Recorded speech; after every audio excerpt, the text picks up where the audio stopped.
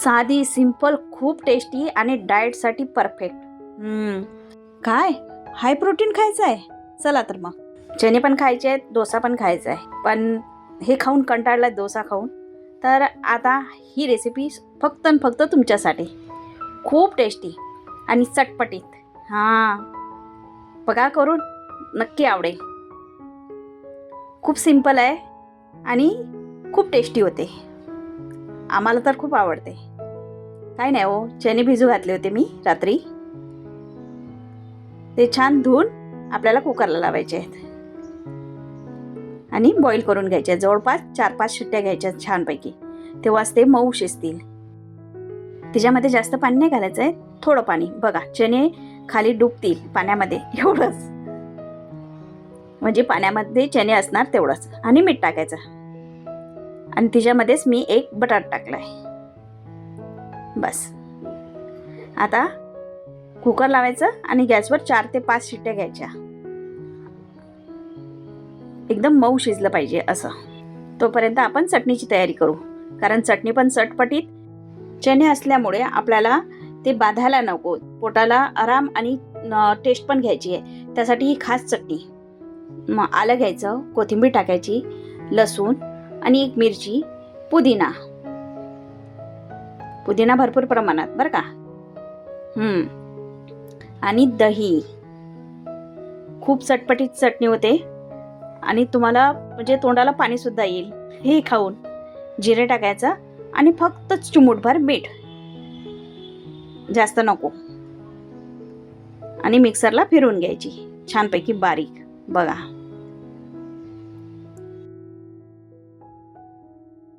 ही चटणी डोशासोबत खाताना खूप म्हणजे खूपच मस्त लागते. आणि तेही चना डोसा. हा. आता चणे किती घ्यायचे ते सांगते. बघा, मी अर्धीच वाटी चणे घेतले. आपल्याला जास्त नको आहे. हां, तुम्हाला म्हणजे डाएट करायचा नसेल आणि भरपूर खायचं असेल तर भरपूर घ्या. आता कढईमध्ये तेल टाकायचं. 2 पळी तेल घेतले मी. त्याच्यामध्ये जिरे टाकायचे. जिरे छान तडतडले की आपल्याला टाकायचं आहे कांदा, कढीपत्ता आणि मिरची. हे मी एकत्रच टाकलं. का? कारण कांदा बारीक चिरलाय आणि तो जळायला नको आणि बाकीचं सामग्री व्हायला हवी, म्हणून एकत्र टाकलाय. मिरची टाका, कारण मिरचीमुळे खूप छान चव येते.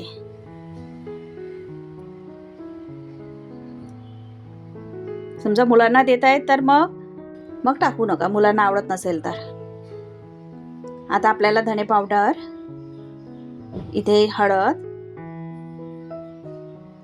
हा आहे गरम मसाला. आता तिखट टाकायचं आहे, आवडीनुसार घ्या. आपण मिरची पण टाकली. आता घ्यायचं आहे आपल्याला चाट मसाला. टेस्टनुसार तुम्हाला जसं हवं ना तसं तुम्ही याच्यात चेंजेस करू शकता, किंवा तुम्ही याच्यात लिंबाचा रस पण टाकू शकता. पण मी दही घेतलंय म्हणून मी लिंबाचा रस घेत नाही. हे छानपैकी मिक्स करून घ्यायचं आणि होऊ द्यायचं. आता आपण याच्यामध्ये टोमॅटो टाकणार, जे बारीक चिरून घेतलंय. ते पण छान होऊ द्यायचं. आता जे चण्यामध्ये थोडंसं पाणी आहे वाटीमध्ये, तेच टाकायचं थोडंसं, जास्त नाही. म्हणजे टोमॅटो वगैरे सगळं होऊन येईल आणखीन, आणि मसाले जळणार नाहीत. बघा,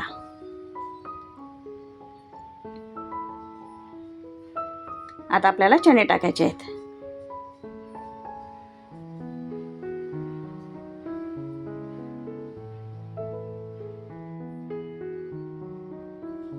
आता याच्यामध्ये आपण चिमूटभरच मीठ टाकणार आहे, कारण आपण जेव्हा चणे शिजायला टाकले होते तेव्हा पण मीठ टाकलं होतं थोडं, म्हणून जास्त नको. आता आपल्याला चणे आबडधोबड मॅश करून घ्यायचे आहेत. आता त्याच्यात बघा, मी अर्धाच बटाटा टाकलाय. बघा किती छोटा आहे. आता मी थोडा वेळ परतून घेतलंय आणि गॅस केलाय बंद. आणि बघा, पूर्ण मॅश करून घ्यायचा.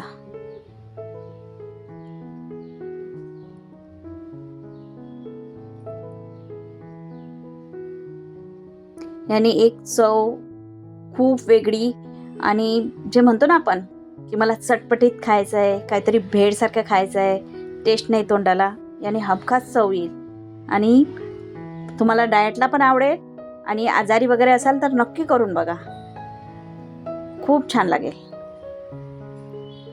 मला तर खूप आवडते.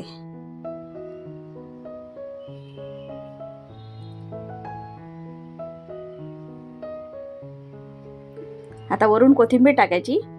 झाली, ही आपली भाजी तयार झाली बघा. आणि हां, मी एक गोष्ट हिच्यामध्ये टाकायची राहिली, ती म्हणजे हिंग. मी वरून टाकलाय, तुम्ही फोडणी देतानाच टाका, विसरली होती मी. पंचने असल्यामुळे ते गरजेचं आहे. आता आपण डोसा करायला घेऊयात. डोशाचं सारण मी तयार करून ठेवलंय. आता डोश्याचा तवा घ्यायचा आहे, त्याच्यावर आपल्याला तेल टाकायचं आहे. समजा डाएटसाठी वापरायचं असेल तर तेल नका वापरू, तुम्ही तूप वापरा, छान वाटेल खायला, टेस्ट येईल पुन्हा.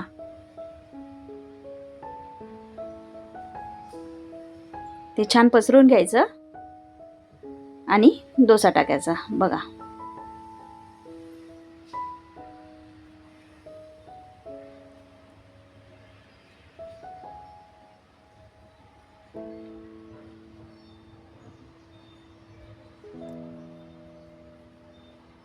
याला छान होऊ द्यायचं, जोपर्यंत आजूबाजूच्या कळ्या आपल्याला गोल्डन दिसत नाहीत तोपर्यंत. आणि वरून मग आपल्याला बटर घ्यायचं आहे. ते बटर आपण सगळ्या डोस्याला लावून घेऊयात.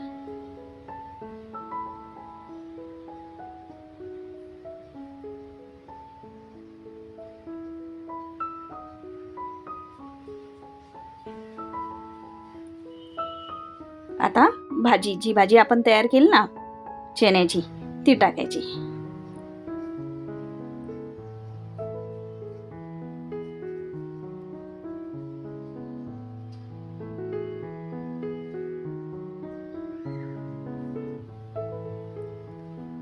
वरून कोथिंबीर टाका आवडीनुसार.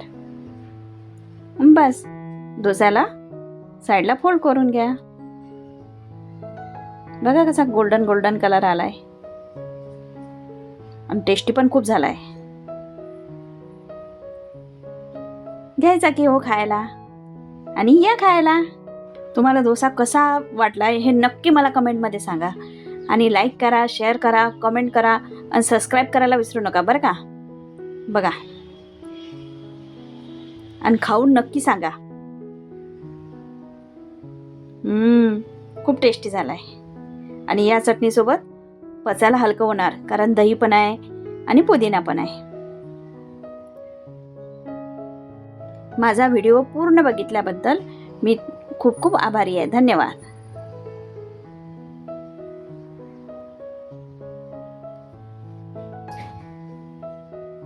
पुन्हा भेटूयात नवीन रेसिपी सोबत. बाय.